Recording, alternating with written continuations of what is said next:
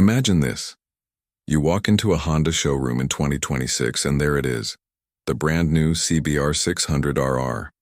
A bike that we honestly weren't sure would ever return in full glory. And yet Honda has gone and done it properly. The moment you see it, you can tell they've brought the 600 class back with a bit of a statement. The design is sharper, more muscular, and somehow still looks like a pure Honda Supersport. It's got those aggressive fairings, the slimmer LED headlights, and that signature sleek tail that reminds you exactly why the RR badge used to dominate track days. But the cool thing is, even though it looks fast just sitting still, there's this modern maturity about it. Like Honda has designed it not just for racers, but actual everyday riders who want something thrilling without compromising usability. And the big talking point, the thing the entire bike world has been buzzing about, is the hybrid powertrain. Yep, the 2026 CBR600RR is Honda's first true hybrid supersport. Now don't worry, we're not talking about a Prius in motorcycle form. What Honda's done is blend that classic high-revving inline-four we all love with a compact electric boost system. The result? You still get that iconic RR scream as you climb toward redline, but now you also get this instant burst of torque down low. It fills in the power band in a way past 600s never could. If anything, it makes the bike feel like a perfectly tuned leader bike at low speeds and a race machine at the top. It's wild. People have been comparing it to the old models and saying, yeah, this is the future of the 600 class. Another thing I love is how Honda has embraced versatility. For years, supersports were basically track or nothing. But the 2026 CBR600RR has just enough practical features to make it more than a one-trick pony. Don't get me wrong, it's still a dedicated sport machine. But Honda has added little touches, like an adaptive riding mode system, improved cooling for slow-speed riding, and even a surprisingly capable traction system that can handle rougher roads. I'm not saying it's a dual sport, but if you take a wrong turn and end up on a gravel path, you're not instantly sweating bullets. It has this confidence to it, something earlier models definitely didn't have. The old 2007 or 2010 bikes would rattle your bones on a bad road. This one is way more forgiving. Now let's talk about the interior. Or well, the rider environment, because Honda has made the cockpit feel like something from the future. The screen is a full-color TFT that actually looks like it belongs on a flagship model. It's smoother, more responsive and customizable without making you feel like you need an engineering degree to use it.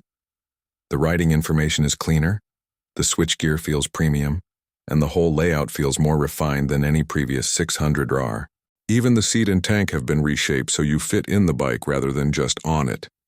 It feels planted, and when you tuck in, you notice how aerodynamic everything suddenly becomes. Honda really leaned into making this bike a complete experience, rather than just a fast engine with fairings. One thing veteran riders will appreciate is how connected this bike feels to the heritage of the CBR lineup. The responsiveness, the smoothness, the balance, all of that remains. If you've ever ridden the old 2003 or the legendary 2007 model, you'll instantly feel the family resemblance, but everything is tighter, everything is quicker, and the hybrid system doesn't change the soul of the bike. It just enhances what was already great. It's like Honda looked at the old formula and said, okay, how do we bring this into 2026 without sacrificing what people love? Then there's the pricing. Honda has positioned the 2026 CBR600RR surprisingly competitively. It's priced higher than the last generation, of course. Hybrid systems aren't cheap, but it's still way below leader bikes, and far more attainable for younger riders who want something exciting without selling a kidney. And considering you're getting a brand new hybrid supersport with advanced electronics, updated styling, and genuine Honda build quality, it actually feels like solid value. Honda knows what they're doing with this price point. They want this bike on the streets. They want riders back in the 600 class. And honestly, I think this might be the bike that actually revives the entire middleweight supersport market. Now, in terms of how it compares to the older models, well, it's almost funny. The old ones feel raw, mechanical, and a bit wild, like little track monsters that demand constant attention. This new one is smoother, more refined, but still has that same eagerness to rev. The hybrid assist doesn't make it feel tame, it makes it feel even more alive. It's easier to ride fast, easier to ride slow, and somehow feels more like a complete motorcycle rather than a dedicated track machine. Riders who miss that old-school adrenaline will still get it, but with the added bonus of modern flexibility. And I think that's what makes the 2026 CBR600RR such an exciting bike. It's not just a return of a legendary name, it's a reinvention. Honda didn't just update the graphics or tweak the engine. They reimagined what a 600RR can be in a world moving toward electrification and versatility. It's a bike that respects the past but isn't scared of the future. It's the kind of motorcycle that makes you want to wake up early on a Sunday and just ride. Anywhere, everywhere, without overthinking it. Honestly, I can already picture riders lining up at dealerships, and I can totally see this becoming one of Honda's biggest hits in years. If this is where supersports are heading, I'm all for it.